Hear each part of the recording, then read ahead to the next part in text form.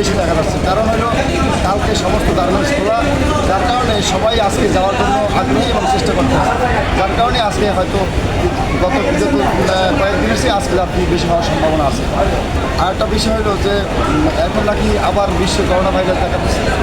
আর এই জন্য ওই সরকারি তরফ থেকে আমাদেরকেও নির্দেশনা দেওয়া হয়েছে। এই নির্দেশনা অনুযায়ী আমরাও সকল জাতির দৃষ্টি আকর্ষণ করে আমরাও নির্দেশনা দিচ্ছি, কিন্তু যাতে বাঙালি কেউই মানতেছে না।